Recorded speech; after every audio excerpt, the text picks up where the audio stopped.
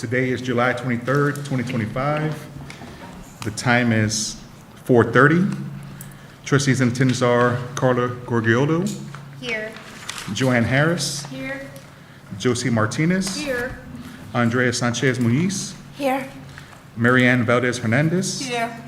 Fernanda Cardenas is absent. Michelle Dalvis Robledo, Here. Marcy Ince is absent. Beth Graham, Here. Judy Cruz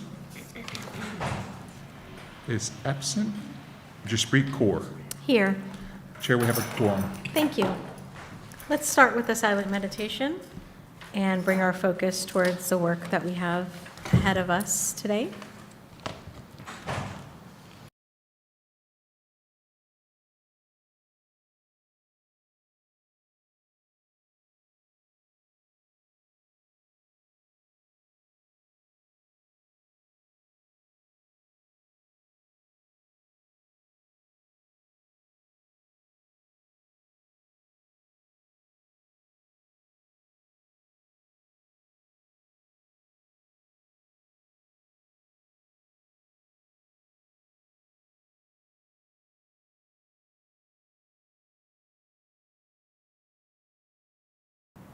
Okay, thank you. We'll start first with an approval of the minutes. The minutes were sent out in your packet ahead of time, and they're also in the packet here at your place.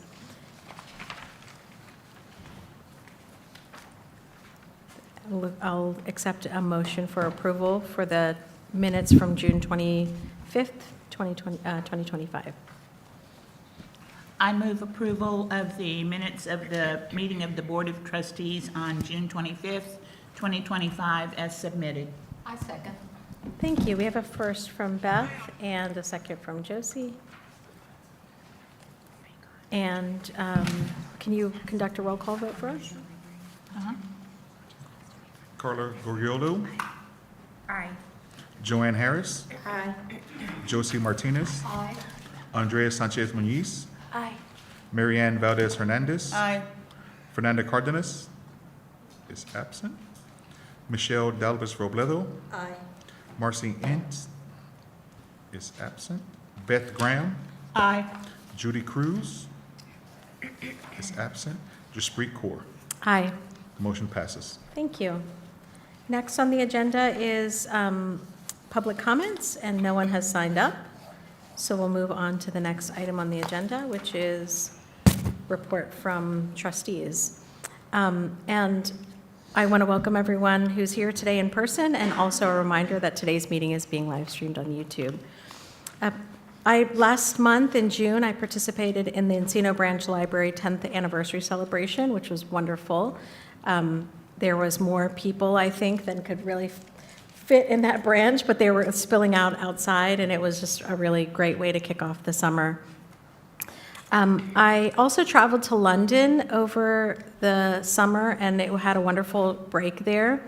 I had the unique opportunity to visit the libraries at Cambridge colleges and also many of the Oxford College libraries, including the one where Harry Potter was recorded, which I didn't think would be a big deal. You know, there was a line for that, and I was like, okay, we're here, let's go ahead and stand in line. And once I got inside, I felt, you know, like a little kid, just like, oh my gosh, the oohs and ahs, and it was really beautiful. And there was also not a library, but their great hall at the Christ Church College there was also just really overwhelming and surprisingly very much like the movie. So that was a great experience.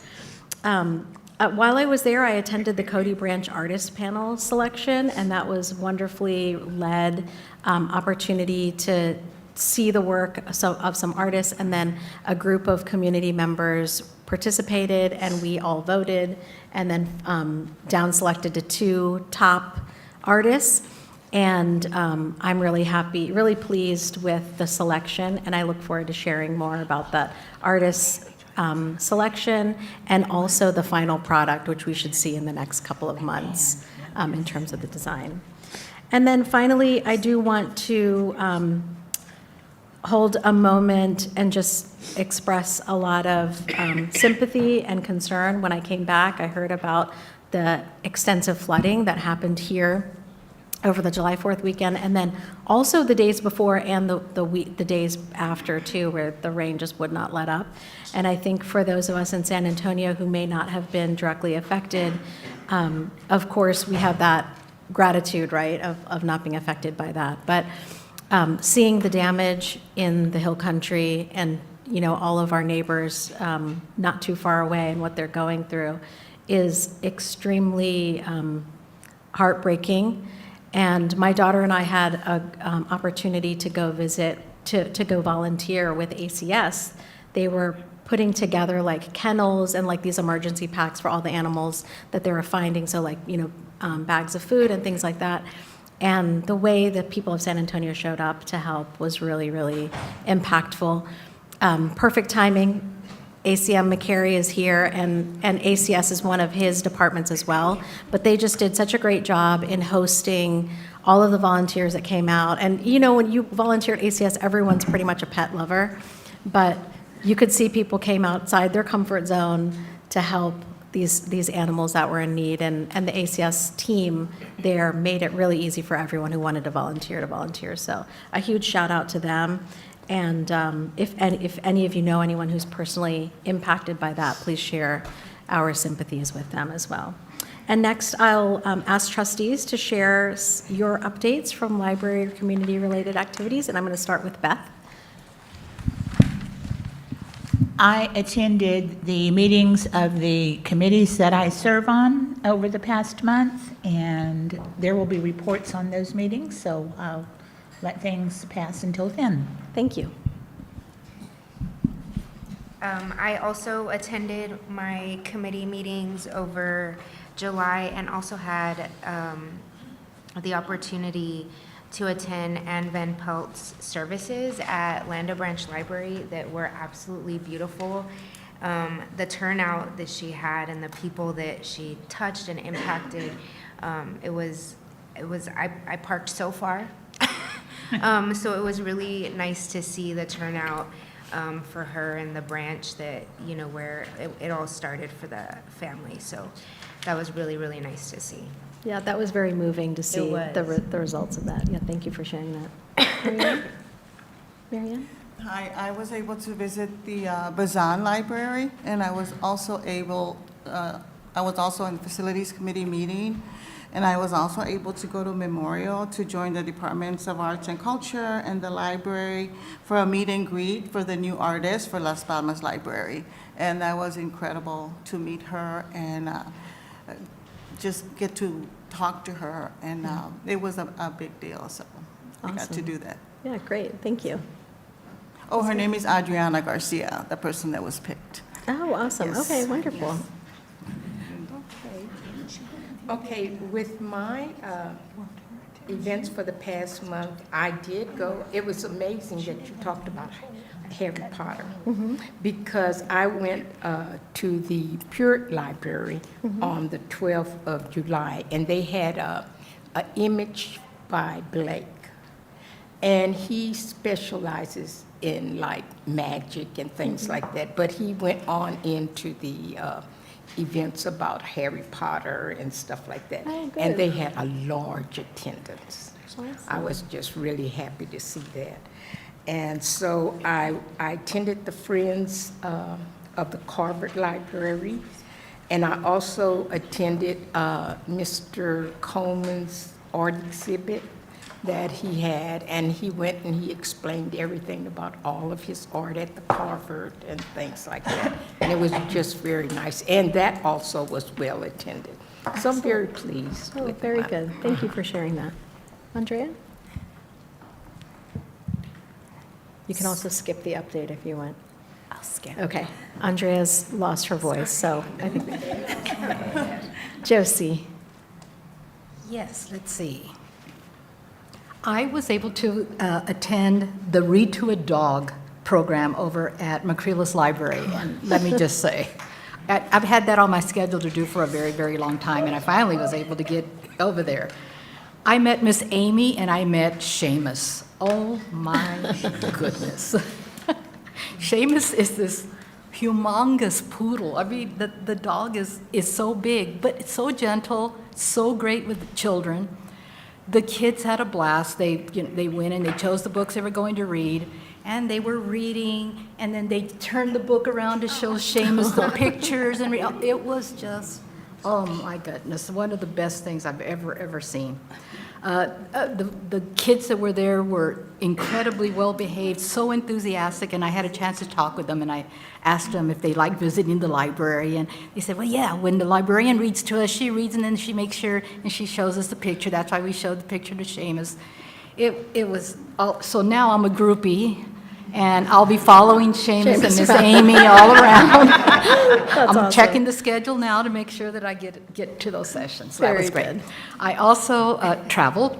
We went to Alaska, and I visited, we went to small cities, basically. We went to Juneau, but we saw small libraries, but the community is so engaged and so supportive of their libraries, no matter how small they were, no matter the small number of staff. They love their staff. They do little jobs around the library to make sure that it's well maintained, and a lot of them are volunteers in addition to the paid staff that they have. But it was just heartening we got caught up in the Seattle protests that were taking place that time. We were there during the big protests around the different states, and I got to talk to some folks and told them that where I was visiting from, the role I play with libraries and my role as a past librarian, and they told me how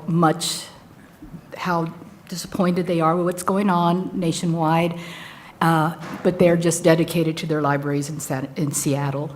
And it was just very heartening, very uplifting to see that there were people out there who are very much in support of their library systems, passionately. Awesome, thank you. Well, I attended our ad hoc committee meeting, and there'll be a report on that. That was actually my first meeting, and it was fun, insightful, and I was glad to be able to participate. And I went for several weeks to Galveston, where I got a great tan, and I went to the Rosenberg Library. The Rosenberg Library is a really interesting library. It was established reestablished just after the Great Flood and the hurricane that hit Galveston and wiped it out as a major city. Up to that point, Galveston was the largest city in Texas. So it just wiped it out, and they put it back up again. It is absolutely a beautiful library. Inside, it's upstairs. There's actually on the 4th floor they have a beautiful museum that's all laid out, and it's kind of interactive. It's not high tech, but it's really cool. I really enjoyed it, and I think we should do a field trip. Anyway. Okay, very good. And Marcy joined us, so Marcy, do you want to give us an update of your? First, I want to give thanks to GPS. I wouldn't be here at this point. This is so far from where I live, and I couldn't believe it. I felt like I was going to another, state. But anyway, I think it's really hard to remember. I remember I went to attending a budget meeting, and I just went to the Encino Branch Friends Library, and I'm pleased to say that they are increasing their membership, and they're real excited about their book sales that are be coming up, and they were planning, and they had a very detailed, if any of your groups need it, they gave me a very detailed how to do the book sales. Exactly how, I have it in my car. If anybody needs it, I can make copies for you. But I thought it was fabulous, and I thought all the libraries need this. They've really gone into a lot of detail with that. And then I'm with Josie. I traveled, and I've gotten to the point too that when I travel, I always seek out the libraries, and it's kind of like high on my priority to look at them. And I happened to be in Paris, and they had their spectacular libraries in Paris. And the one that I went to was the Richelieu, and it is beautiful. I mean, it's just beautiful. And the colors, everything was soft blue, and of course it was you walk into a big courtyard, and then you go into the library, and there's so many people there just looking at the library because it is so beautiful that they have to have like a little gate so you can't get into the library unless you really are going to the library. There's so many people that are just, looking at it in its beauty. But I think that's one of the best things that I have found of being on this board is that it does drive me to see other libraries, and it was totally packed. I mean, every seat was taken, and they had these really cute little blue lamps, at everyone's place, and they had these wonderful ceilings, and I just, it was magical. But so that's about it. Great, thank you. Next, we'll move to the director's report.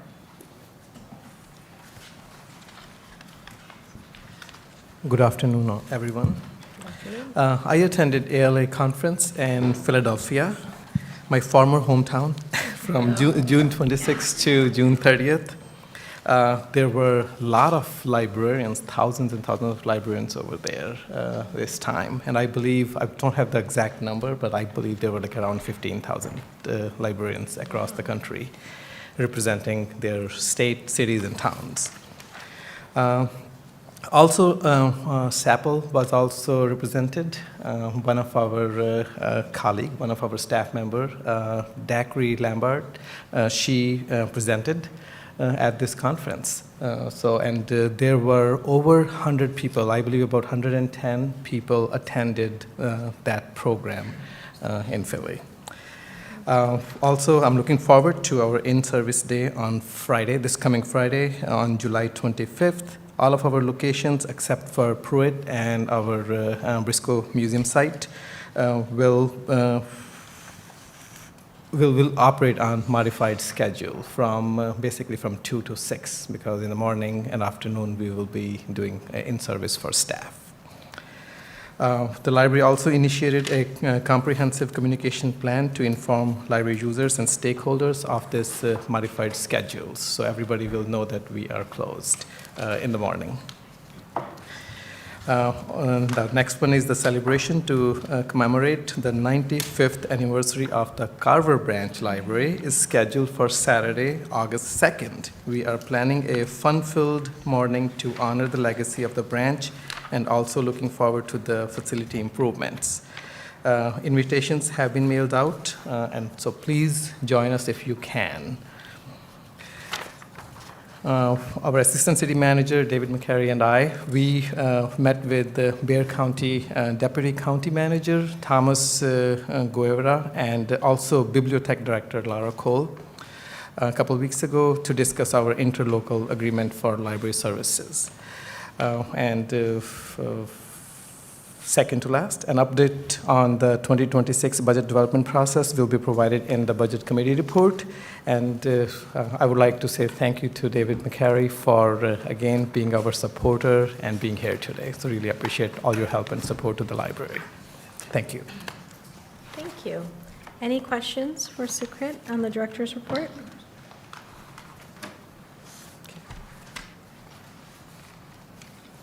Okay, I'll just make a comment on the director's report. I was really happy to see the trends for circulation. I know sometimes we see a bit of a dip sometimes in the summer months in terms of visits and our circulation numbers. So that was great to see. I feel like, I know a part of that is summer at SAPL contributing to that.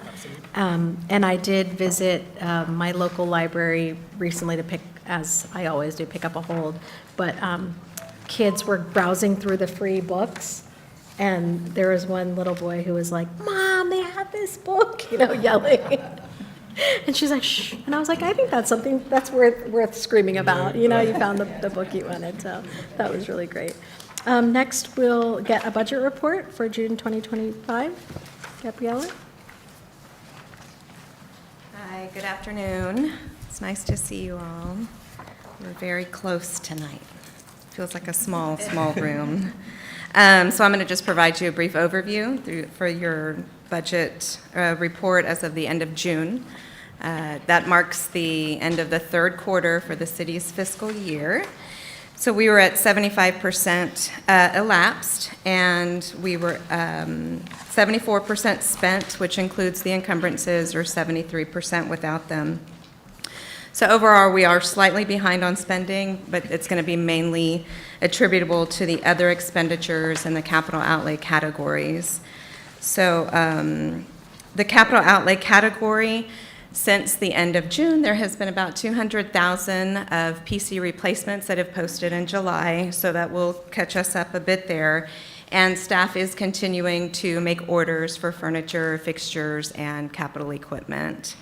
Under the other expenditure category, electricity and water are trending under budget as of now, but we all know the summer months come in and the extreme heat, and since libraries are cooling places to stay cool and warm, we might see that come up. So we're good though, and we are within our budget as of now.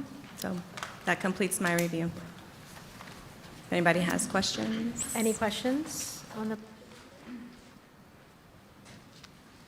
Okay, thank you. All right, thank you.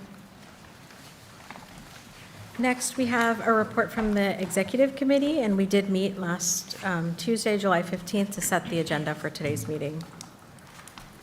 Next on the agenda is a report from the Advocacy Committee. I don't believe they met. No, okay. And item number 8 is a report from the Budget Committee.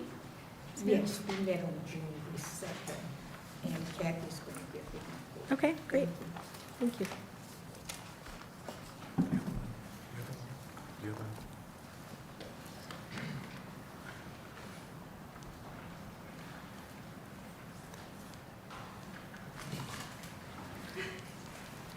Edward's playing a trick on me. He gave me 2 remotes, turned them both off. I don't know how to work it. It was off. Thank you, Edward. Thank you very much. That was a good guess, Kathy. Yeah. I appreciate it.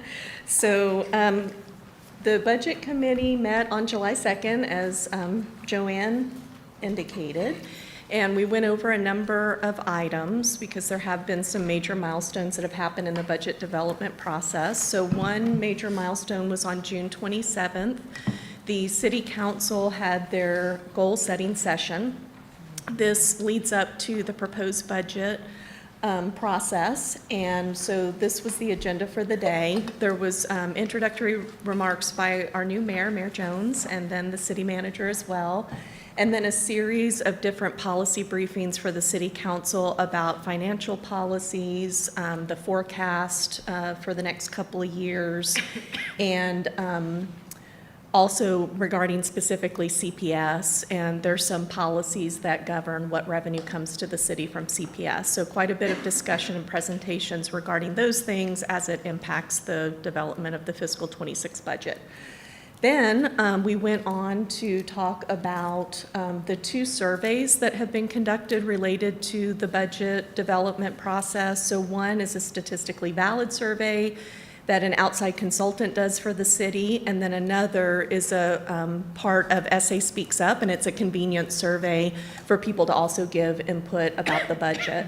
So the last part of goal setting was really the council sharing their priorities, and because it aligned pretty well with the results of the survey, I'll kind of show the results of the survey, which also kind of shows you some of the top topics that the city council as a whole discussed. So the first part of this is ETC is the name of the consultant that did the statistically valid survey. They do a sample size adequate in each council district to make sure that it is statistically valid.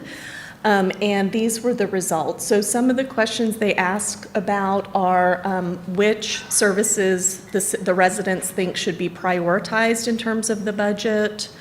And then also which services their needs are mostly met with. So you can kind of see that those are sort of 2 ends of the teeter-totter. Mm-hmm. So for services where residents are feeling that their needs are met, like libraries, which is a great thing, we therefore are not on the list of things where people think additional focus should be in the budget process. So I think it's hard to remember, but important to remember that because we're not on the list of sort of dissatisfaction, sometimes that means we're not on the list for additional focus in the budget process. So that was kind of a key takeaway. In looking at both what the residents were satisfied with, but also what the residents thought should be a focus of the budget process, kind of leads to the recommendations from the survey about investment in the 26 budget. So you can see these are very much aligned to those areas where residents express need and priority. Kathy, I'm sorry, on the previous slide, was Yes. police services on both lists?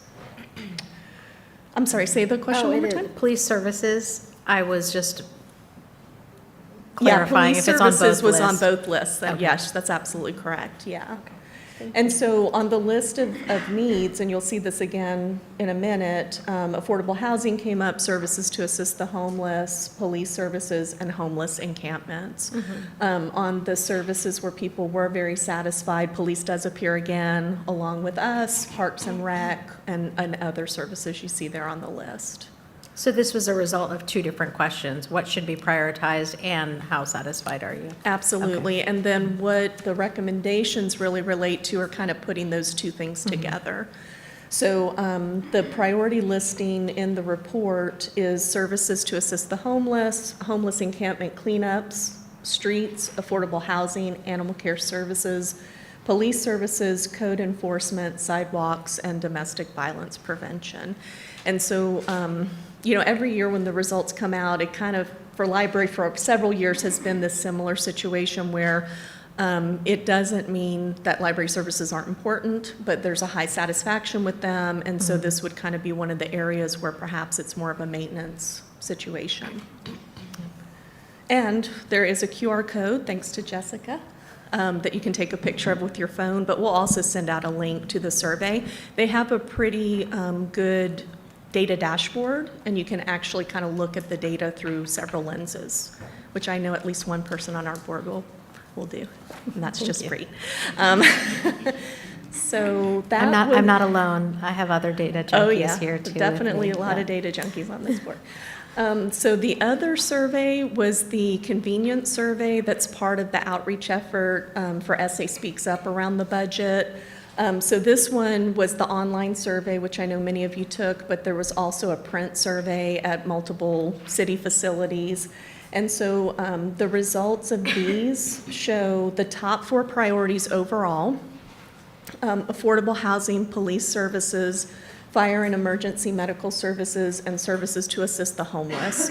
So the way the services were described in the 2 different surveys does differ a little bit, but it kind of gives you a general sense of which ones overlap with the prior survey. And then interestingly, when you break it down by online versus paper, the priorities do shift a little bit.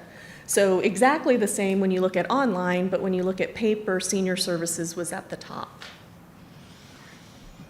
And Parks and Rec also gets on the list for the paper surveys. So where we go from here, actually I think it's August 15th, I think I have a typo on there, but Thursday, August 15th is the date the city manager will present his proposed budget to the city council. So of course that's a major milestone. All the staff work has been leading up to that with the guidance of the board with your priorities that you set earlier in the year. There's community input sessions, and the exact dates are on the city's website, so we'll send that with the email too after the meeting that show what dates those community sessions will be. And then department presentations will be done in August through September leading up to budget adoption. So that'll be an opportunity for the various departments to present specifics about their budgets. And I guess the only thing to add is where we are with the staff work. So we had our operating budget meeting with Mr. McCary and Deputy City Manager Villagomez. And then also our capital budget meeting, which was kind of a citywide one with the city manager. Both meetings went very well, very thorough. The focus really is on efficiencies to close that gap for fiscal '26. So we had some very good discussions about what ways that we can be more efficient, but while remaining effective in delivering our public services. So far what's evolving in those discussions is really a focus on efficiencies for '26. Any, Do we have dates yet for the community input sessions? There are specific dates on the calendar. August 14th is correct for proposed budget. Okay, I shouldn't fool myself. Thank you, Jessica. So yes, there are specific dates for the community meetings that we can share. I don't think there's specific locations though yet, as I recall. So we'll send out the up-to-date calendar with good to all the get it on the details. calendar. Absolutely. And just in line with what Michelle said, and totally random, but Rosenberg Library in Galveston, if you're a resident of Texas, you can get a library card there. So oh, nice. next time you're on the island, get your library card. Okay. Any questions for Kathy? Yeah, or comments? Okay. Go ahead. And I would like to, one thing I've observed during this time, the work this team, the budget team, including Gabby and Kathy, has put in is commendable. How precise they were, how thorough they were. Like, I learned a lot from these two this time. So Kathy, thank you so much. And also the presentations Kathy did in front of city manager and deputy city manager and assistant city managers, it was amazing. So I think kudos to Kathy and team. Thank you. Yep, I'll echo that. Thank you, Kathy, Gabby. And I know there's other members of the team that are working behind the scenes. And then also I want to thank Ms. Harris for leadership on the budget committee, because I think this comes together seamlessly and we don't hear about it too much because you all are shepherding us to the right direction. So thank you very much for that. Thank you. Next, a report from the Facilities Committee. You did meet. On July 9th, the Facilities Committee did meet, and there is one action item on today's agenda. I understand Mark will be delivering a report. Oh, and he's already here. Good afternoon, library trustees, library director, distinguished guests, and fellow staff members. My name is Mark Lysell, and I'm the project control manager for the San Antonio Public Library System. Here to report on the Facilities Committee meeting that was held on July 9th. We have a construction update in your packet, so if you have any questions on any specific projects, just let us know. Let's see if I can get these things to work right. There we go. So the first project that we want to update you on is our Carver Branch Library, which is getting ready to close in a few weeks. August 11th is the approved date for the closure of that branch. We've got our phase 1 of the project, which consists of a full renovation of the branch along with a 2,600 square foot expansion. And then phase 1 will also provide complete design documents for pricing of a phase 2 expansion, which is currently unfunded. We have our schedule laid out here. On June 25th, the Library Board approved the closure date and the final design for the project. Today, the Library Board will be considering approval of the public art locations for the Carver Branch Library project. As was mentioned earlier, there's going to be a 95th anniversary celebration on Saturday, August 2nd. And then August 5th, we've got another event at Carver. No sense putting too much stuff in there before we close. We've got an event there with the Department of Arts and Culture for a meeting on the art project. So we will be closing to the public on August 11th, and then we'll be emptying the building, doing our pre-construction activities, and we are also setting up interim service that will begin on August 11th at 300 Porter Street.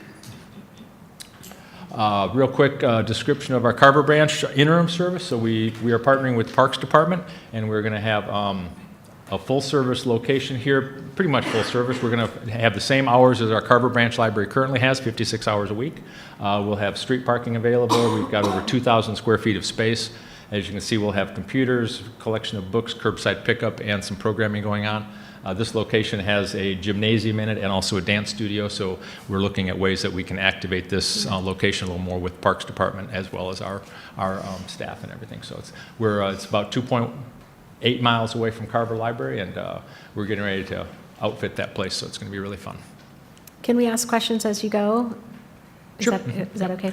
About the Carver Branch, I'm really pleased with this interim library location. It just seems like such a great option, and I wonder if the Denver Heights Community Center will even want you all to leave afterwards. But I am just curious, with the 95th anniversary coming, what type of collateral will the team be putting together just to alert people about this major renovation and just to provide insight, because it seems like such a great opportunity to share with the public? So we've created a fridge magnet that has the location for interim service and also the schedule that went to press on Tuesday, yesterday, after we approved those hours. So we'll have those in hand before the 95th anniversary to give to anybody who attends so that they'll know, hey, the carver's here for you. It's just going to be a couple miles away in a new location.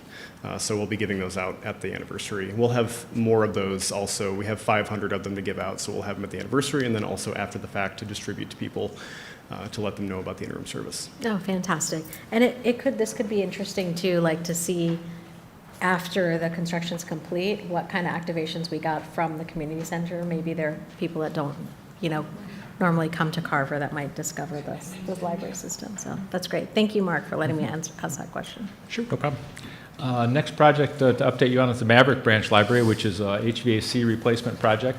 That building is in construction phase right now. We're about 10, maybe 15% complete on that. We're in a lull period right now, working on some change orders and things. We're going to improve the building occupancy comfortability, add remote monitoring and temperature control, and improve the air quality throughout the building. So this project, it was approved for closure on February 26th for the library director to select closure dates, and we closed on June 9th. We're working through the project right now. We're having bi-weekly project meetings, and we are estimating a completion date of September 30, and we'll be reopened at that point, about 16 weeks after we've started the project. So currently we're on schedule to complete, so we're moving forward on that. Maverick Branch Library does also have an interim site location. So this location is at the City Council District 6 field office at 6644 Tezel Road. Their interim service hours, as you can see, 9 a.m. to 6 p.m. Monday, 9 a.m. to 4 p.m. Tuesday through Friday.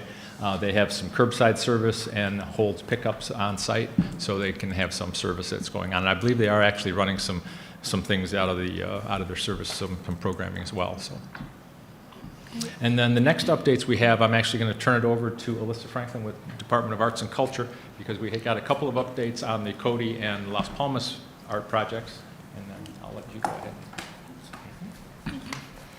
Thank you, Mark, and I'll do my best with the clicker. I'm known with the San Antonio Arts Commission for not being great at driving these, but hopefully I don't embarrass myself too badly. But I'm Alyssa Franklin. I'm a public art project manager with the Department of Arts and Culture, and I'm excited to give you all some updates today on two of our library public art projects. So the first is Cody Branch, and we have a selected artist, Raisa Melendez-Tardi. And thank you again both to Jaspreet and Sukrit for serving on the artist selection panel. We really appreciated your time and input. And as Jaspreet mentioned, we had such wonderful participation from community members and also friends of Cody Library representatives. And it was a great panel. And so right now what we're working on is artist contracting and onboarding Raisa. And so I'm hoping to have that done here in early September. And just as a refresher, the artwork locations were approved by the library board in January of this year. And so the artwork scope is an exterior relief mural, or a pair of them, I should say. And so they're highlighted by the pink shapes on the screen. And our primary focus is the one on the bottom right, where that's the curved wall that's right by the primary entrance and the public entrance to the facility. But then we also have the great opportunity to the bottom left of the screen, which faces Vance Jackson Road. So we kind of have that juxtaposition of the most foot traffic and then the most vehicular traffic. And once we have the artist on board and we have her artistic vision taken into account, we will come back later on once we have designs. We'll first brief the facilities committee, and we'll keep everyone posted on our schedule. And here's her work samples. I forgot that slide was in there. And then for Las Palmas, we have selected artist Adriana Garcia. As mentioned, there was a great meet and greet with her earlier this month, and her project is currently in design development, so contracting is already complete, and the scope is to have this exterior artwork, 3 sculptural artwork in front of the newly renovated what's going to be exterior of the new community room once that's enclosed.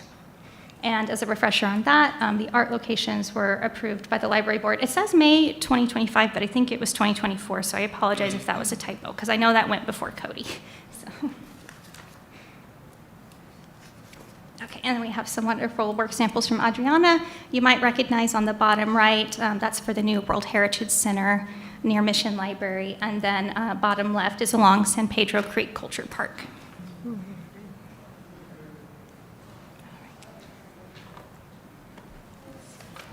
Okay, thank you. I apologize, Alyssa, I did not see you when I gave my update, but now you know it was a glowing review. Thank you for hiding behind it. Yes. Okay. And next, we have a report from the naming committee. The naming committee did not meet, however, Dale does have some information to share with us. Okay, thank you. Good evening, Madam Chair, Trustees, Library Director. I just wanted to let you know that the naming committee will have a public meeting on August 25th at the Central Library at 5:30. Obviously, you'll receive, that information in another way as well. And this will be to consider public comment on 2 names related to Texana, one for the Texana Flexible Classroom and one for a listening station. So that will be the last of our fundraising names for Texana public comments. Thank you. Next, a report from the Ad Hoc Board Policy Committee. And Fernanda is not here, so Dale, do you have an update for us? So what I will say, the committee met, and as Michelle mentioned, we had quite, I think, a lively and productive meeting. The policy that's being considered is the one related to campaign signs. Just for your information, we started development on this policy when former board chair Paul Stahl was the chair of the Policy Review Committee. At the guidance of the city's ethics attorney, we did not move forward. We waited until his wife was no longer a candidate for any election. It seemed like the right thing to do. It turned out to be a great thing because getting through this municipal election with 20-something candidates, things happened that had never happened before. So it was really ideal, I have to say. It really was instructive. We're almost finished. The committee will review this policy again at their August meeting, and it should be coming to you all for review and hopefully for approval at your August meeting. Okay, thank you. Next, a report from the Ad Hoc ILA Committee, and our committee did meet last Tuesday, July 15th, and Sukrit provided in his director's report an update on the meeting that was held with with Bexar County officials on July 9th. Next, we have a report from the Friends of the San Antonio Public Library. Ms. Elvis Presley. Good afternoon. Good Thank you all afternoon. for making my job up here so much easier, giving all the praise to the libraries and all the events you attend. I had to scratch all my notes off. Anyway, I'm continuing to go to the Friends meetings and the events, and they have been wonderful. And I'm glad y'all are enjoying them too. I have been working behind the scenes trying to recruit for Pan American, so that is not off my agenda at all. So I am working on that. Our next Friends Board meeting will be Sunday, July 27th at 2 p.m. at Tobin. So if y'all are available, please come out. That's all I have. Okay, thank you. Next, a report from the San Antonio Public Library Foundation, and we have Denise here, who is the Director of Marketing and Communications for the foundation. Hi, good evening. Just quick report, we're nearly complete with our conference room flooring at the foundation office. We're excited to get ready to our normal meeting schedule starting again in August. We've begun the process of securing a children's author for our October 26th literacy luncheon. Any suggestions for authors, children's authors, are appreciated. Please email Amy if you have your suggestions.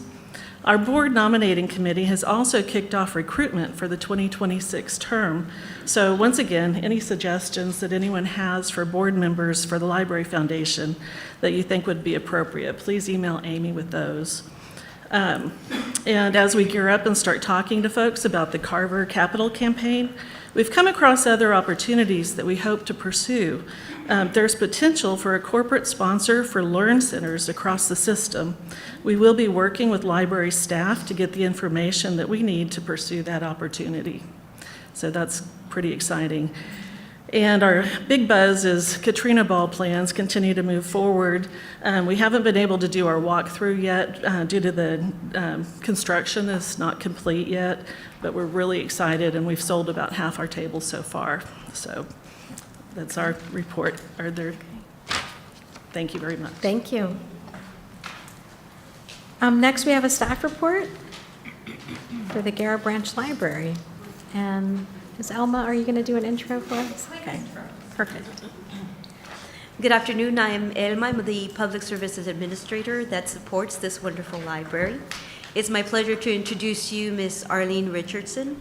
She started with the SAPL team in 2011 as a children's librarian at this location, so she was running story times in this space when she started.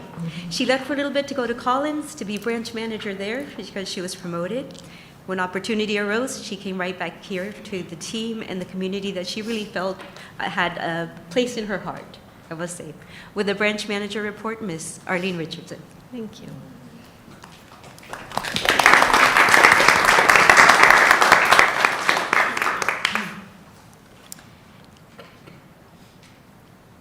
Thank you, Elma. Good afternoon and welcome to Guerra. Last year, the Guerra Library celebrated 20 years of existence, 20 years of serving the needs of our community, fostering relationships, creating meaningful interactions. What does that look like for us? How do we accomplish that?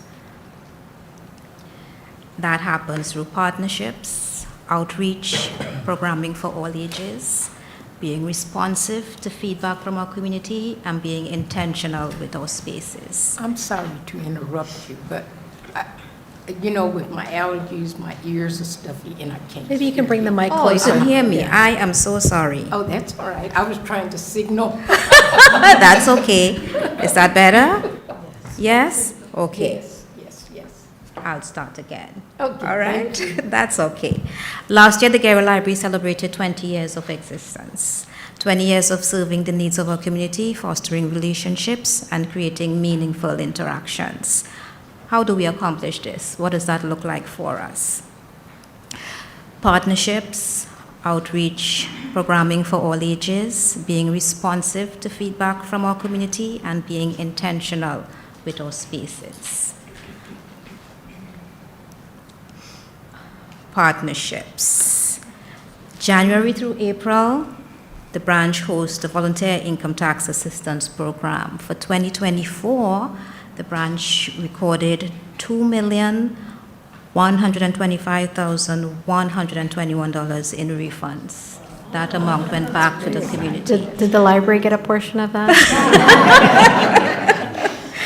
You know, and the feedback from our community, they are so grateful for this very free service. We also serve as a cornerstone for civic engagement by serving as a polling site and providing information about voting and voter registration. Again, wonderful feedback. Our patrons are very happy that we are available and convenient for them to come here and vote. And of course, Metro Health, the sexually transmitted infection control mobile unit, which serves as an extension of the health clinic. They have held 9 screenings at this location for 2024. Outreach.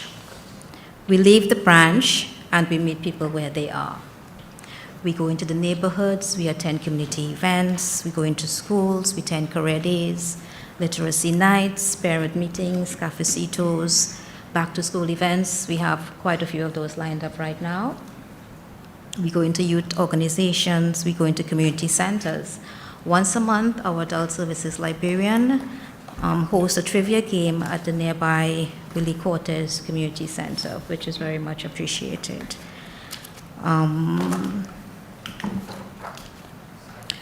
Programming.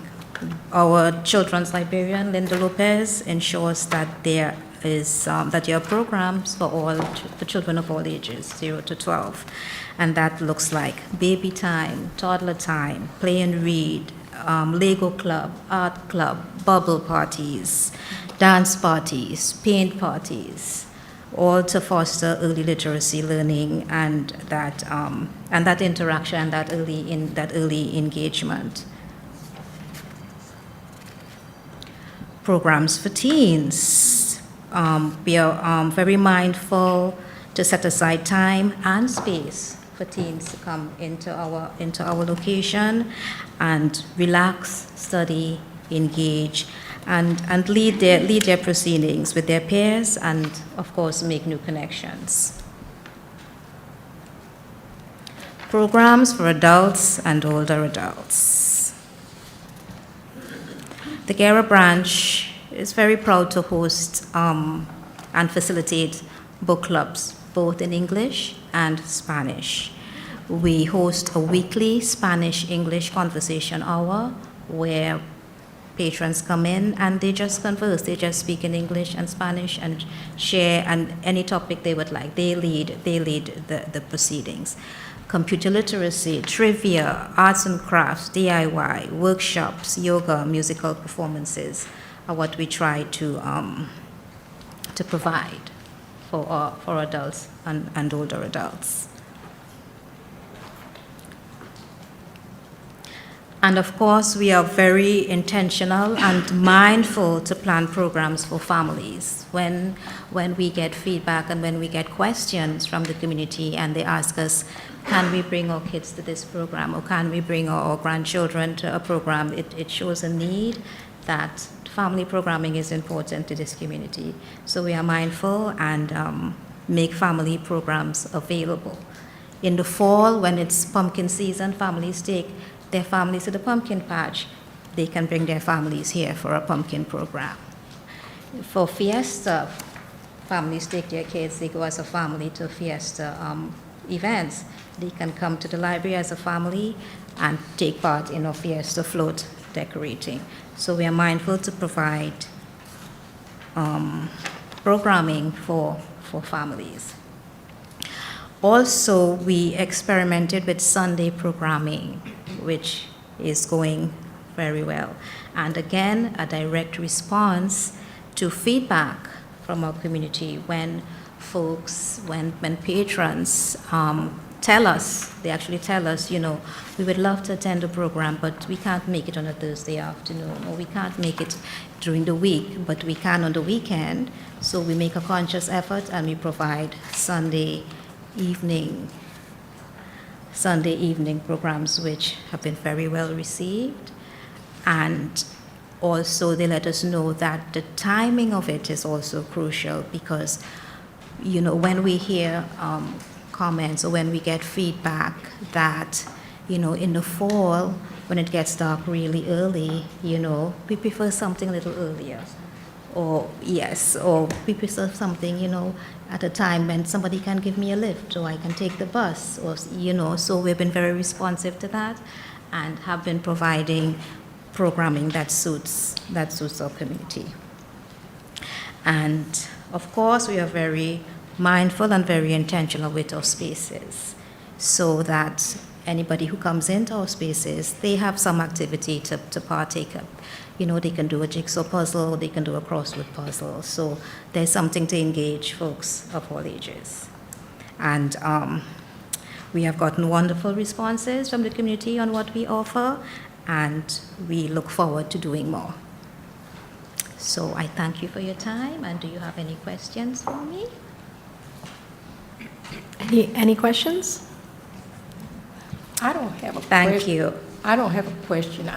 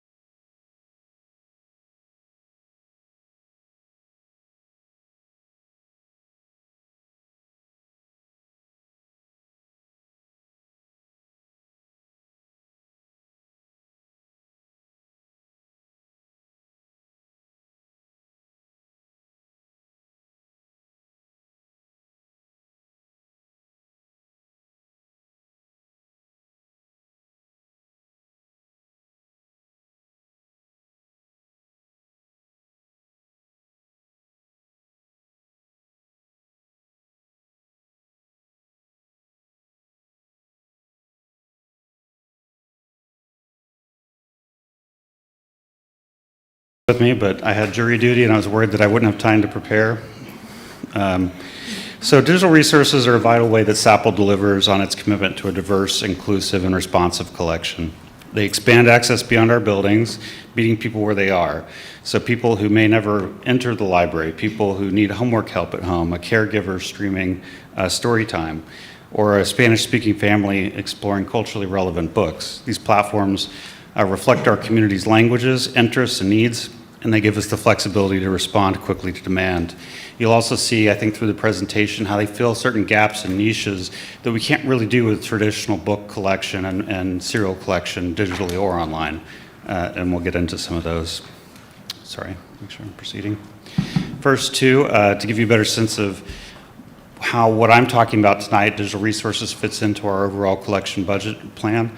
What I'll be discussing tonight is primarily that purple slice of $850,000, which is just more than 10% of our overall collection budget for this year. That pie slice on the right would be our digital materials, and on the left, our print materials, and this is the gap that the databases are filling in for us. So not included in this chart are some of the databases I'll be talking about tonight that, again, are provided to us for free as part of our membership with the Texas State Library Archives Commission. Alrighty, so first some fun ones, some of the brain break ones, the most popular ones that we see getting used. Our Libby app, you know, contains a lot of our ebooks, our e-magazines.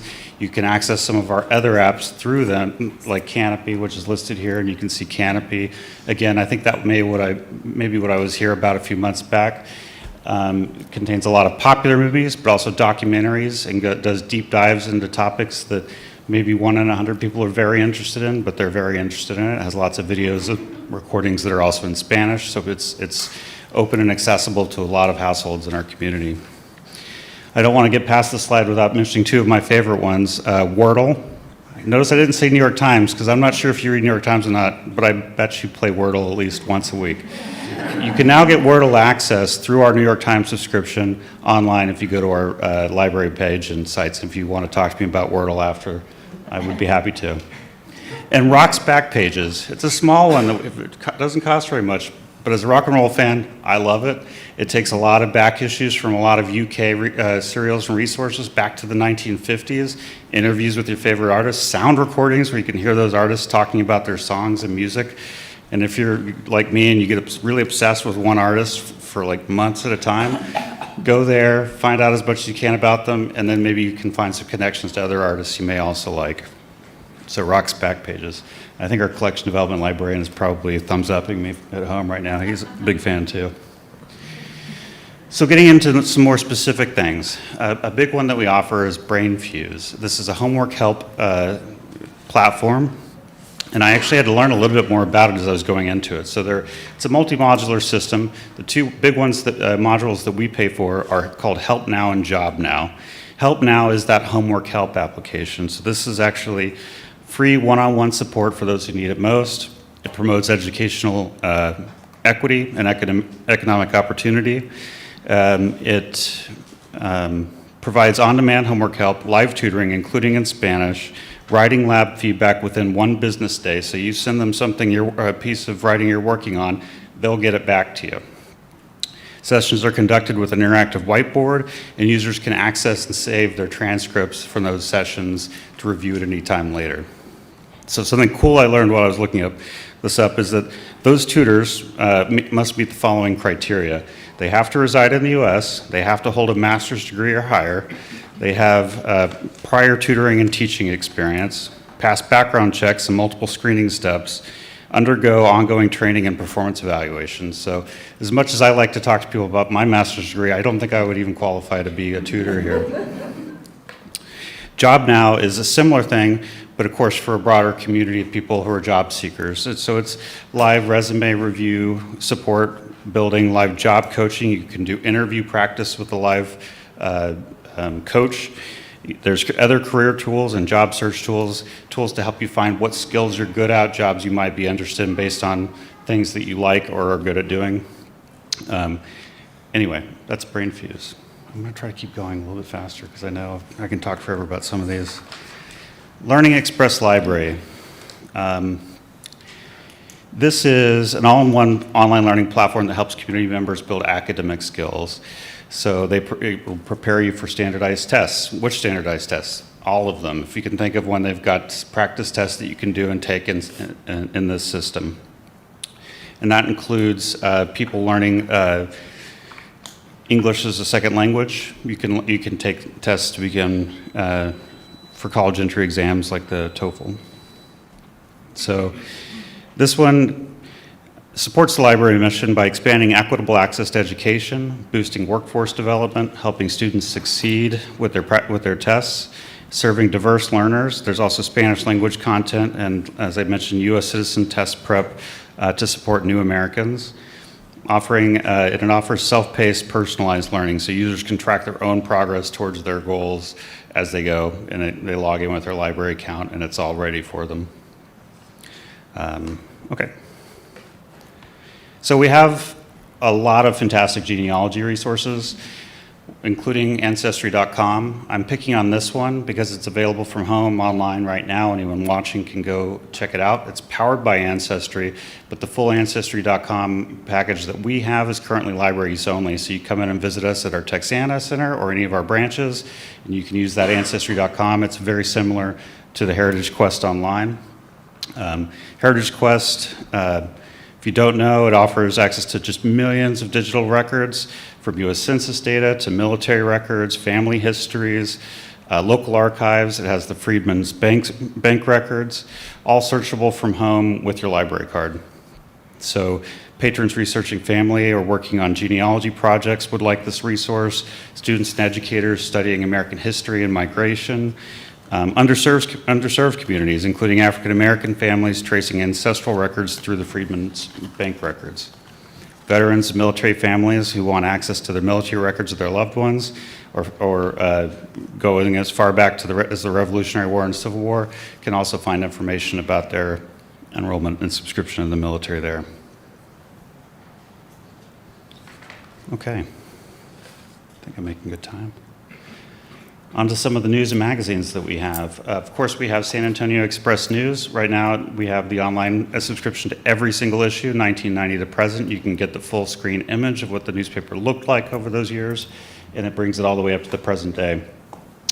San Antonio Business Journal, this is one that I think may have flown a little bit under the radar unintentionally, but we do have full access, not just to the San Antonio Business Journal, but the nationwide business journal. So if you're looking at other job markets or thinking about moving somewhere and you're trying to figure out what town or city is right for you and your family, this is another good resource to do research. New York Times, you get the entire package of New York Times. This isn't a limited subscription. You've got all of the games, the cooking subscription, if you like recipes like Dale, they're there. Wirecutter, like me, if you want to find out what the best version of the spoon for your kitchen stirring pot is, you will figure that out together. The Athletic, if you're a sports fan, go Notre Dame. You're going to enjoy reading The Athletic on the regular. And then we have full access to Wall Street Journal directly from Wall Street Journal. So it's exactly as you would get a full online subscription to Wall Street Journal if you were to go out and subscribe yourself. And Consumer Reports, another very popular one so that people can make informed decisions about what things they might need to buy or support for their home, appliances, things like that. Okay, I think I was rushing because I wanted to get to this next slide. It's not something we have just yet. It's something we're on the very close cusp of getting. It's going to be super cool. Other public libraries have it. I'm building it up too much, and you're going to be like, what's he talking about when he sees this next slide? It's called Maki Maki. This is an entirely Spanish language, especially for Spanish first readers, platform. It has high-quality Spanish language children's books. Many of them are interactive, so like touchscreen, iPads, things like that. You can get involved in the narrative and the storyline, with read-along narration, animations, music, and other like activities and small games that you can play in there. It's got culturally authentic content created in Latin America, not just translations. It supports for bilingual and Spanish-dominant families, helping bridge literacy and access gaps so that parents who may speak primarily Spanish at the home can continue to read and enjoy the same books with their children alongside them. It's safe, it's ad-free, mobile friendly, it's offline capable, so if you're going on a trip, you can download a few books and be able to read them with them on the plane or in the car. And there's institutional licensing that's nice for libraries, so we can do public programming around some of the content on these things. So I got talked out of successfully playing like a 5, maybe 10-minute long video for you all about what exactly Maki Maki is. But if you'd like to check it out, the QR code, also provided by Jessica, is right there at the bottom. It's a fun video. Take a look. Talk about it with your neighbors. It's cool. Okay. That's all I really wanted to talk about tonight is Maki Maki, obviously. That's awesome. So just a quick mention about TSLAC, Texas State Library and Archives Commission. As part of our membership with them, we get a number of services and resources. One of the biggest are these electronic resources I've been talking about tonight, just some of them, obviously, but they provide dozens, if not hundreds more, depending on how you're counting. Those resources are provided to us on an annual basis. It's always reviewed. It's not surprising one year to the next if they may change. The Library Commission looks at what's getting used, what libraries really want, what would be more meaningful to citizens in Texas, and they make changes. But as in the recent months, we've learned that a lot of those resources are actually money that's coming to them through federal grants delivered by the Institute of Museum and Libraries Services. Thank you. Someone corrected that for me. On my printout it says studies, and I was going to talk about the typo, but actually no, I didn't do a typo. That never happened. So we're kind of waiting and watching. We know that they're going to make some cuts. They've already made some cuts based on what they expect for the funding to be in the next year. We'll continue to watch. We'll look at seeing what ways we can, in San Antonio, can do to supplement what we might be losing, but just know that that is one of the small threats on the horizon for those particular databases. And obviously, based on my presentation of Maki Maki, what I really want to do is come back the next time we procure something and show off what it is, because I know what it is, and I don't want to tell you about it, because I can't tell you about it, because knock on wood. But as soon as it's made available, I would love to come back and show that off to you, too. And that's it. Any questions?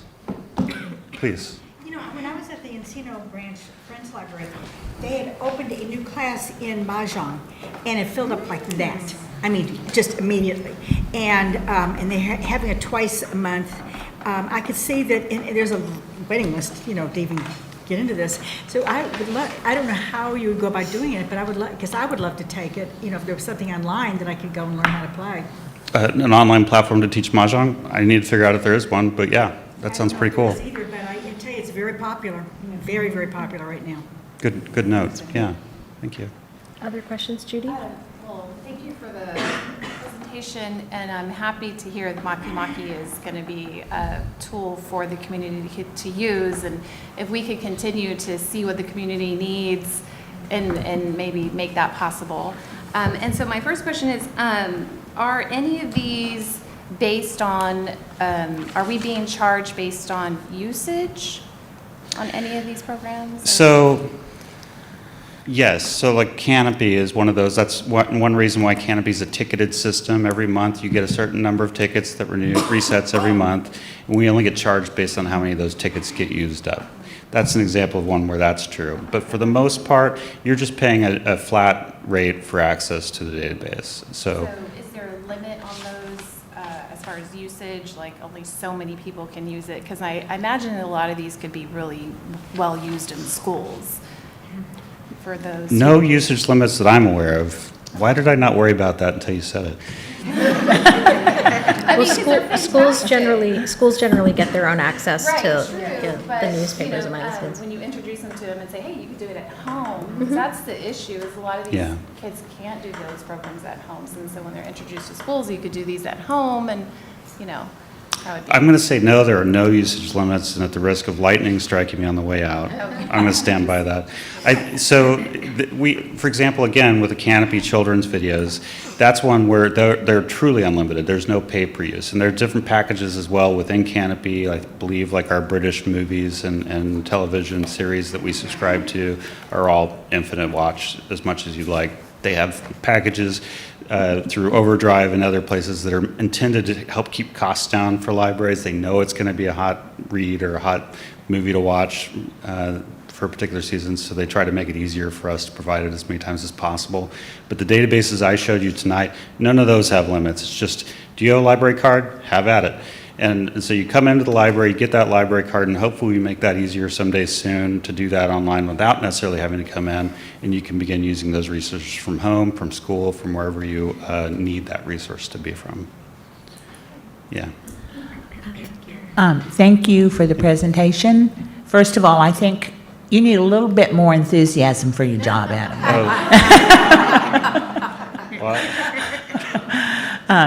And this might be I have a pretty cool job. That was a joke, just Yeah. to make it clear. That was it. She was I joking. have a pretty cool job.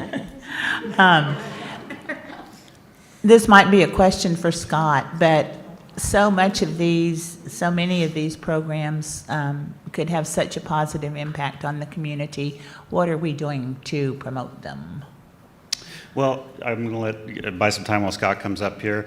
We do have, just as an example, a monthly meeting with Scott's team and my team where we look at what's new and coming out, what we'd like to promote, what we feel might fit into what other seasonal programming. And then, Scott, you're supposed to keep walking so that you can take over from me at the mic. How much time you got? That meeting is a critical component of how we align collections development with communications. So a lot of the great ideas that y'all are already familiar with related to our collections promotion, No Holds Weekend being one, are born of that meeting that we have that brings together folks from our collections development team, our marketing team, and also our access services team. So there are a number of different ways that we promote all of these materials and resources to our community. The one that you'll see more presently in the next month is a lot of the BrainFuse resources that Adam was referring to are the cornerstone of our Back to School campaign. So we have a dedicated print collateral piece that talks about homework help and how you can get homework assistance through the library with your library card. But he went over so many different resources that I don't know how I can quite summarize, but it's dependent on each individual resource and the audience or audiences that we think will be relevant to them. So in some cases, these are resources that we're really pushing through our weekly digital materials and channels, like our weekly newsletter and social media. And then in some cases, we take a more traditional approach where we're distributing bookmarks or flyers to schools.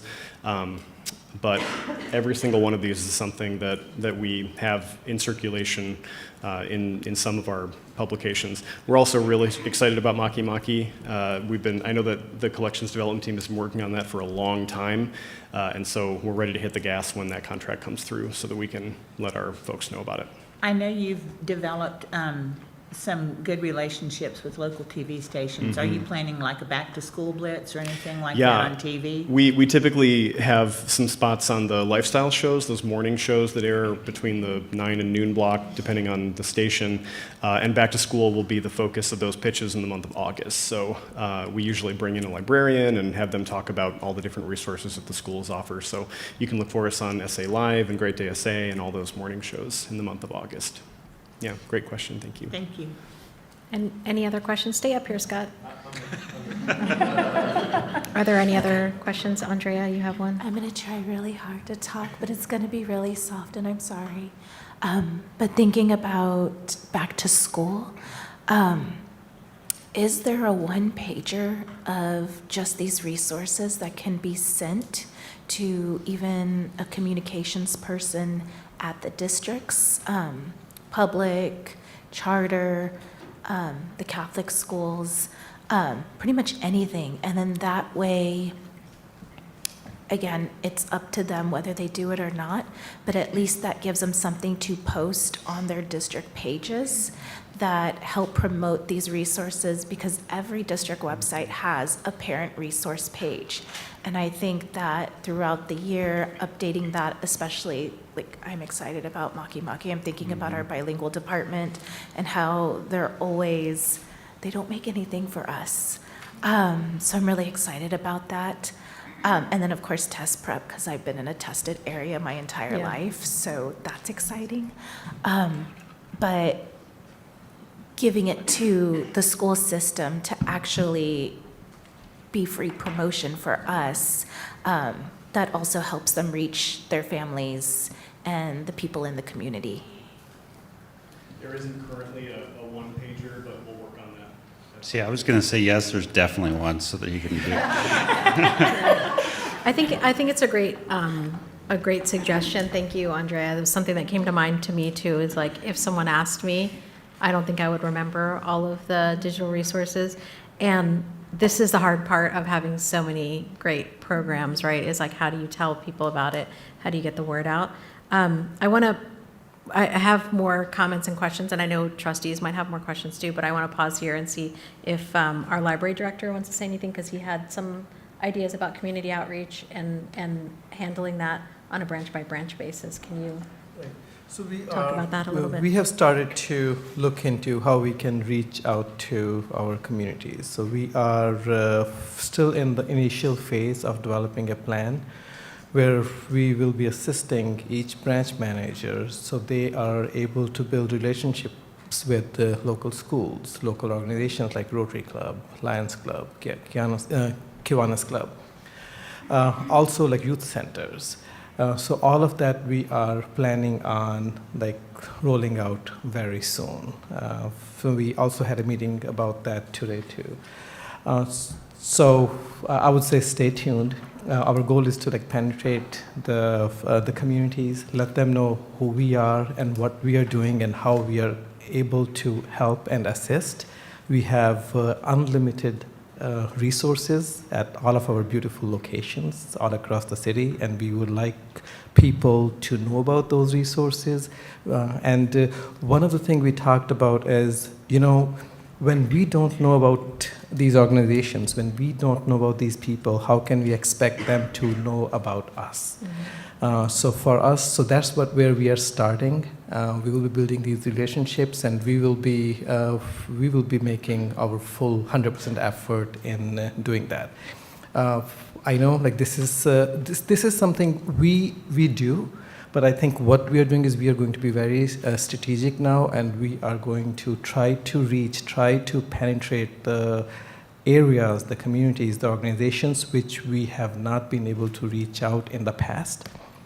So we are going to be concentrating on that. Great, thank you. Seems like a great opportunity to partner closely with the Friends too, since they have such a great presence across all the branches across the city. So a couple other questions. I love the questions that Beth and Andrea asked about awareness. Can you tell us what is the process to log into all these databases? Like, how difficult is it to log in? Because people do get frustrated sometimes with technology, especially if it's not like a unified login. Does the library card number give you access to everything? It's a little bit different for different resources, but your primary means of access is that library card number and then whatever account password you sign up with when you create that card. So it's the same login universally that you use with any of the public computers and laptops that you can borrow from the libraries, with the exception of some of them that are app-based. So you would go into, for example, log into Libby on your phone. If you've logged in before, it probably remembers you for months, if not years, without having to re-log in. And then you'll see some of the other apps that we borrow in that environment. You would then be directed through the app through very short, intuitive instructions for how to get into those other applications. So like CraftC and Canopy, you'll create that initial login so it recognizes your account. That's how it gets to know you a little bit better, watches your viewing history, recommends things that it thinks you'll also want to watch because you enjoyed or liked something else on that platform. So that can be a little bit more complicated. And I probably should have started by saying that anyone at any time can give the library a call or come into the library or hop on the chat system and get quick help. It's not easy for everybody. It's, depending on your device and how you're trying to access it, can be a very different experience for you. But yes, that main means is your library card number. So if you have that in your pocket, you've already got the username and then the password. Hopefully you've written down or remember it, however you keep your password safe. That's right. Yeah. I had to ask for library help to get Canopy on my TV as a streaming service, and they were fantastic. Oh, good. I got set up immediately. And we've given feedback to some of these platforms if we find it slightly challenging to get in. I think in the early months when we had New York Times, we had some of those concerns, and I think I've helped someone in this room. I'm not going to try to look at them multiple times to log in, and they got in. and it eventually, but then then the system kind of corrected itself, however the programmers on the app end did that. We also use something called single sign-on, so that's what it means for recognizing who you are across these platforms. But not everybody plays together exactly the same way, so, yeah. Yeah, that's great. Thank you so much for that. Thank you for the No Holds Weekend books that you made available. I definitely enjoyed the June book, the Ocean Wrong book. That was excellent. One other question that I have is when you are looking at evaluating all these databases, does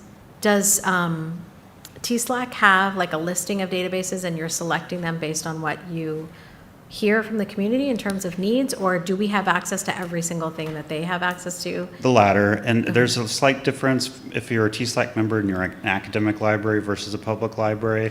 So they trade out a couple that are just not as useful for students in higher academics, but it balances out.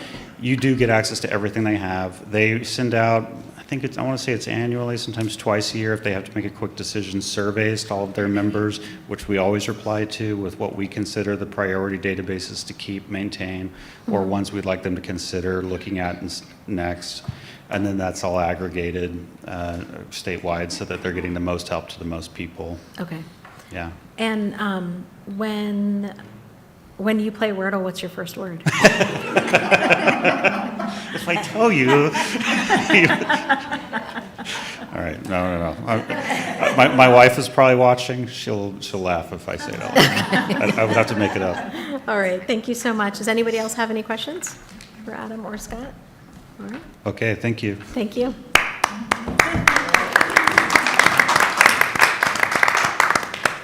Okay, next we have an action item to review and consider approval of the proposed location of public art at the Carver Branch Library.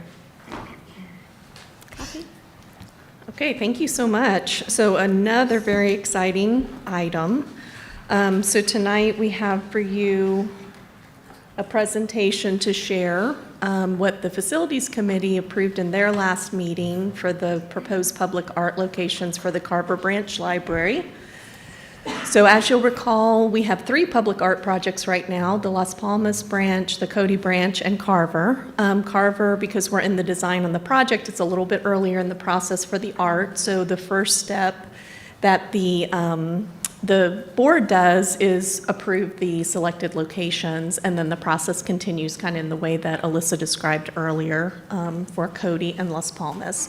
So the primary objectives, of course, is to get input from the community about what the content of the art is and all the specifics, the artist selection, which of course Vice Chair Harris will be invited to participate on.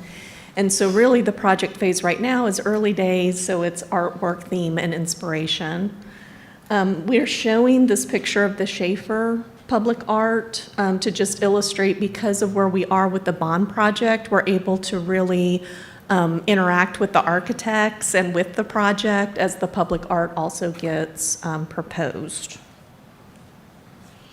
So I'll turn it over to Alyssa now to walk you through the timeline and then also talk about the proposed locations.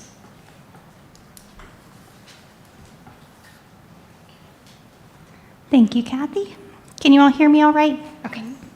So just as a quick refresher on our public art process, every one of our projects begins with project initiation, which gets approval from our public art committee. Then we move into where we're at now that Kathy was describing, our community engagement phase or our artwork theme and inspiration phase. And when it comes to a library project, that also means art location approvals from the facilities committee and then the board. And once we have all of that information from our great community engagement, both the meeting, the surveys, all the input we gather from folks, that's when we move forward with artist selection. And from there, we move into design. There's 2 parts to our design. There's concept and then final design. And then we fabricate and install, and we always close out a project with a dedication celebration. And we like this graphic just because it shows that we involve the community and stakeholders from start to finish, and we always do our best to maintain that. And so our proposed art locations for Carver, before I dive too much into describing them, I wanted to set the stage, or I guess I'm in arts, paint the picture for you all that you might recall, for those of y'all that were at the January meeting where for Cody we presented sort of the maximum canvas, let's keep the analogies going, the maximum canvas or the maximum footprint we could possibly place artwork within. And then as we move forward in the process, as I was describing a little bit earlier too, once the artist is on board and we have some design work, we might refine that footprint a little bit from this maximum potential surface area. And so we're taking the same approach here with Carver, where we have 5 proposed art locations for you all.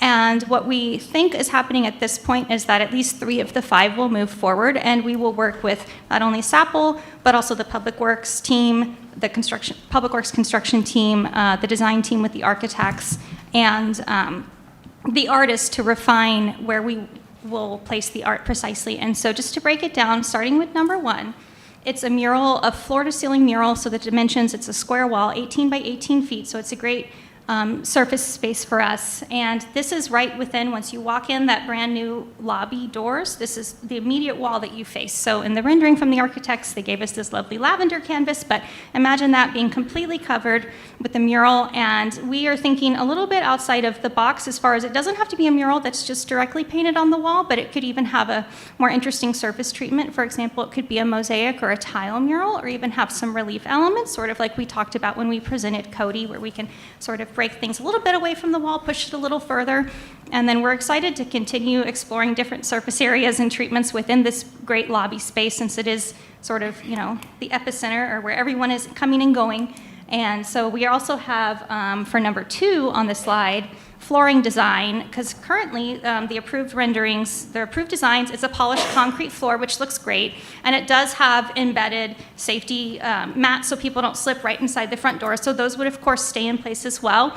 But we envision the opportunity to incorporate, say, terrazzo or some sort of inlaid concrete design, and we envision it in the sense of, from that back lavender wall, if that's your mural focal point, sort of a starburst pattern coming away, radiating from that back wall and just tying in the wall with the flooring. And then that way we stay out of the way of those very necessary mats for everyone's safety.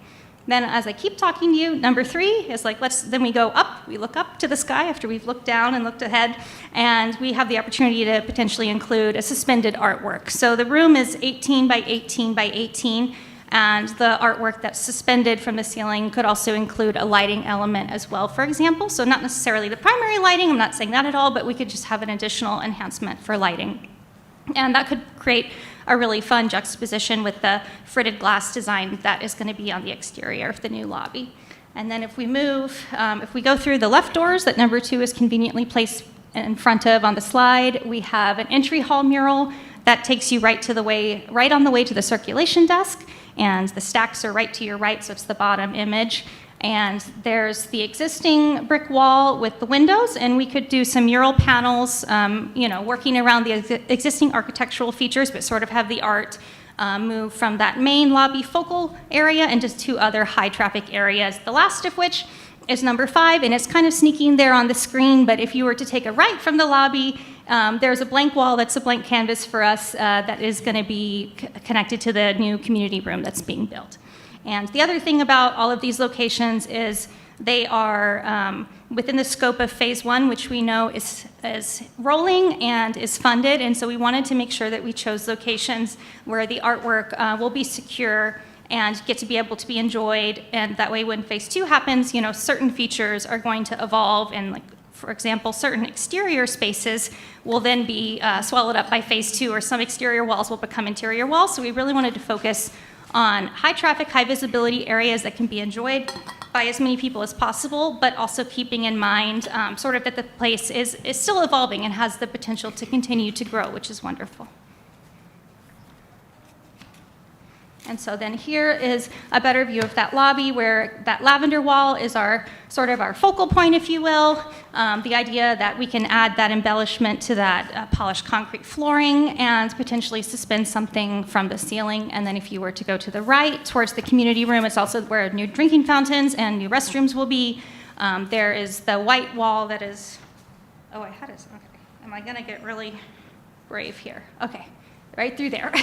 And so this wall back here is mostly a blank canvas besides the water fountains. And so the idea that the artwork can start in here, and then it can radiate maybe a little bit to the right, radiate around the corner to the left, and create this really great interactive experience. And then here's just a larger image of the entry hall, and it's primary traffic way where you're going right to the circulation desk. And so this is an example that we really love from George Bush Intercontinental Airport in Houston, where this is really what we're getting at with our artwork goal, where we're really hoping, or we will integrate the chosen artwork locations into a cohesive design. So here we can see this example from Regina Silveria that was installed in 2024. She has suspended or laminated glass that's suspended, and then she has wall installations and flooring terrazzo enhancement. So the idea that we can play with all of these surface treatments, and to Kathy's point that we are creating these we are in alignment with the bond project this early on in design, that we have opportunities to create some of these additional enhancements. For example, the flooring design in coordination with Public Works, the design team at SAPL. So it's a great opportunity. And then our project schedule. So we came to the facilities committee earlier this month on the 9th. Somehow we have already made it to July 23rd. I don't know what happened to July, but we're here with you all today for location consideration.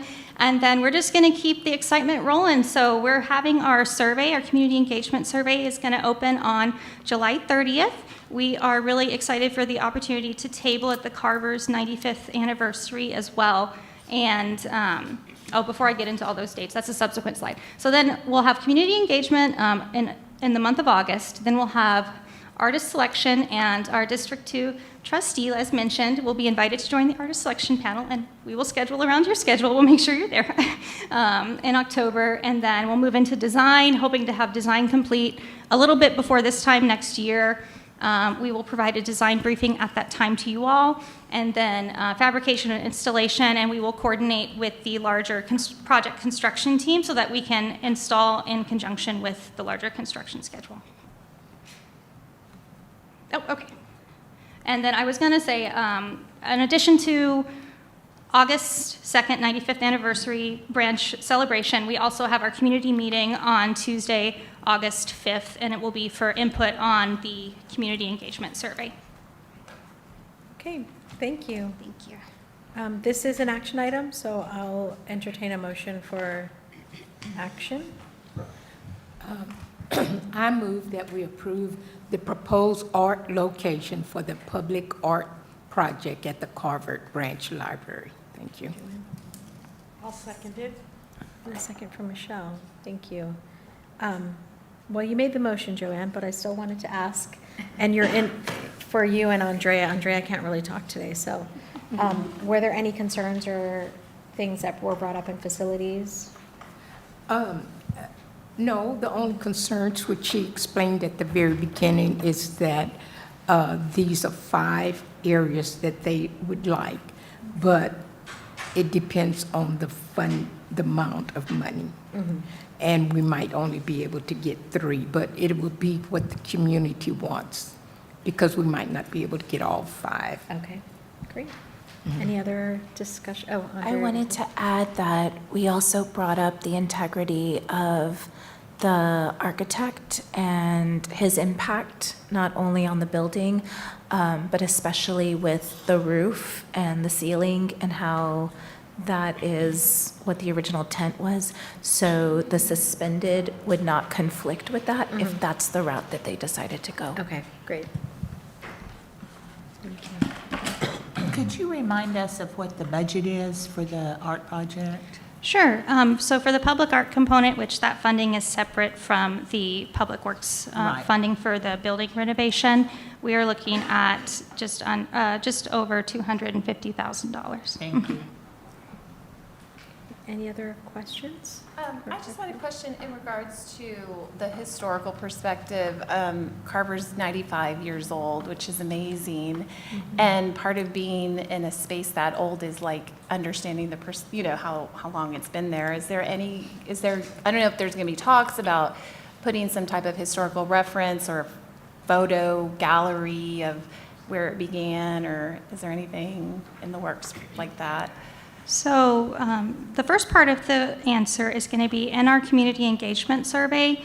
Several of our themes are historically focused and they're specifically on Carver, and a lot of them are drawn from the meetings that me and my team have attended for the Public Works engagement meetings on the larger building facility renovation engagement. And so we took notes at all of those to make sure that we're on the right track with even just those theme and inspiration points. For example, Norcell D. Haywood, who is the architect of the branch, is in there, as well as George Washington Carver, the namesake, of course, and then the idea of the branch's 95-year legacy in San Antonio and also how it has evolved. And it's in its current home that Norcell designed, but it's also had a history even before then for many decades. And so we'll take all of that survey feedback, and there's also free response questions that people can write in. All of that will be collated. In addition to that, I think that the design team, it would be out of our scope because that would be more of an exhibition or a temporary exhibit space, but there are plans, I believe, in what will be the new African American Resource Center for there to be the opportunity for them to have exhibitions of like historic photographs or other artworks that are on more of a rotating basis. But the way that our funding works, we do things that are considered permanent and are going to be installed for at least 20 years or more. And so we'll have that historical lens and inspiration, especially if that's what folks gravitate to in the survey. That's going to be the launching point for the design. But what we're going to install will be intended to stay in place. Okay, thank you. Okay, any other questions? Okay, let's take a vote. Carla Gurgolo. Aye. Joanne Harris. Aye. Josie Martinez. Aye. Andrea Sanchez Muniz. Aye. Marianne Valdez Hernandez. Aye. Fernanda Cardenas is absent. Michelle Dalvis Robledo. Aye. Marcy Ince. Beth Graham. Aye. Judy Cruz. Aye. Jaspreet Kaur. Aye. The motion passes. Thank you. Thank you again, Alyssa. Thank you. Next, we have an amendment to the FY25 holiday closure schedule to reflect September 30th as an in-service closure. Good evening. In September of 2024, the Library Board approved the FY 2025 holiday and closure schedule. That closure schedule included a full day for Staff Development Day on September 30th of 2025.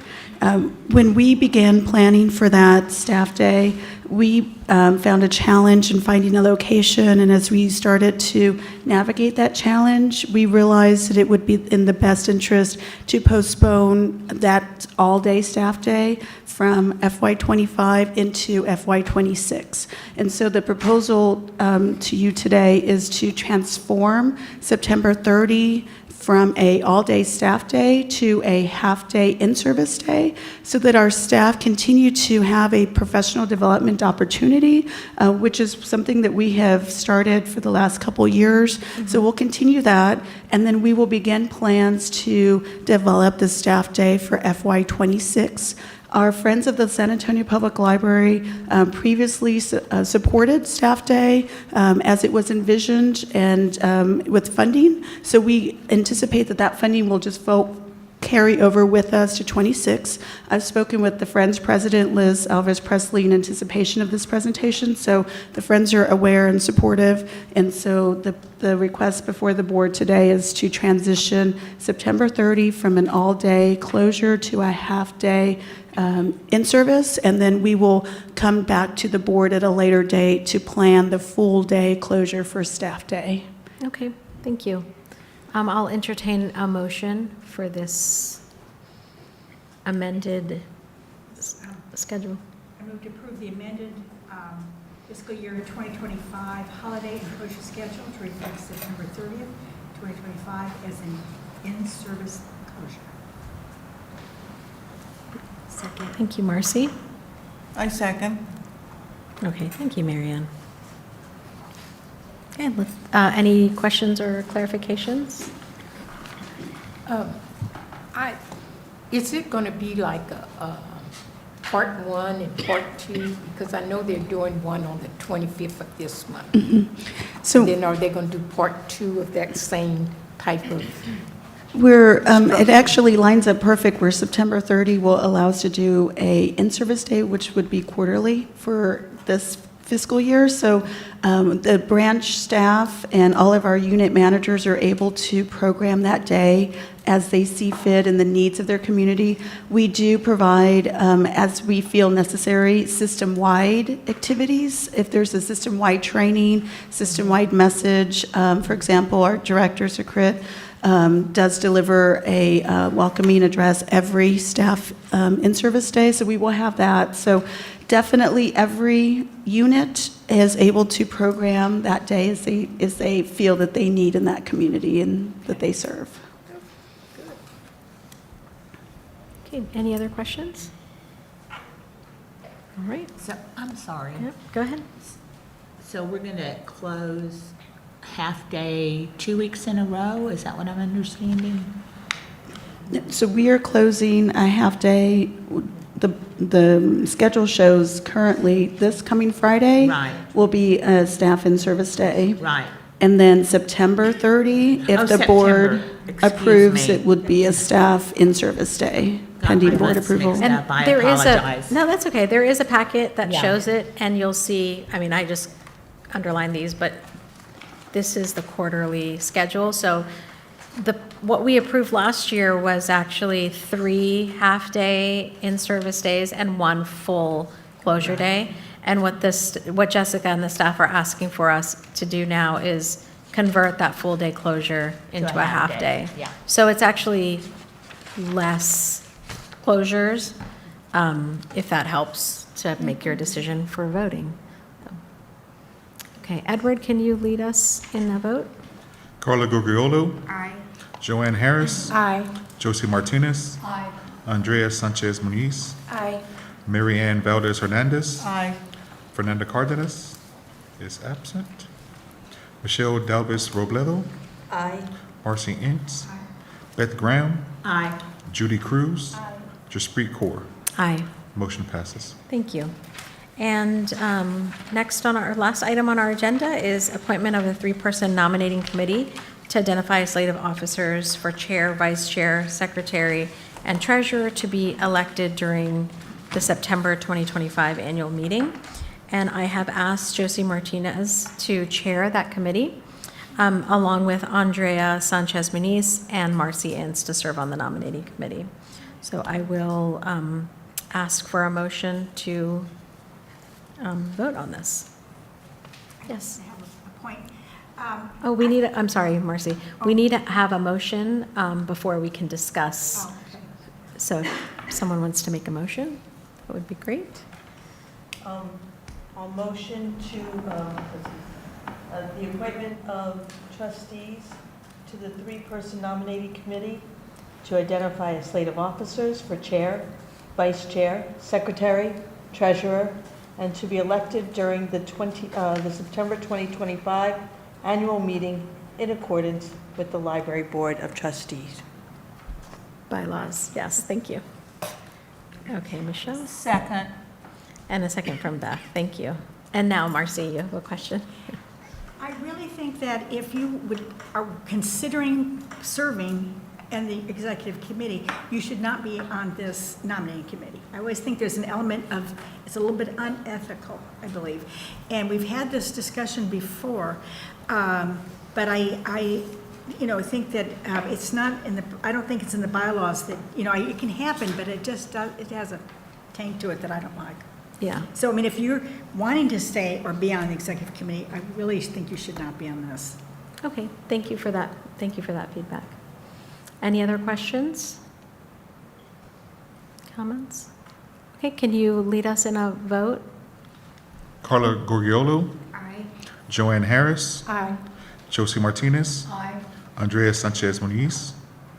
Nay. Mary Ann Valdez Hernandez. Aye. Fernanda Cardenas is absent. Michelle Dalbis Robledo. Aye. Marcy Ince. Nay. Beth Graham. Nay. Judy Cruz. Nay. Jaspreet Kaur. Aye. The motion fails. Thank you. No, the motion passes. I'm sorry. It was kind of my I have 1, 2, 3, 4, 4 days. I'm sorry, I had it wrong one. I'm sorry, the motion passes. Okay, thank you. And that was our last agenda item. I don't think I need a motion for dismissal, so I thank you all for your service tonight and have a good evening.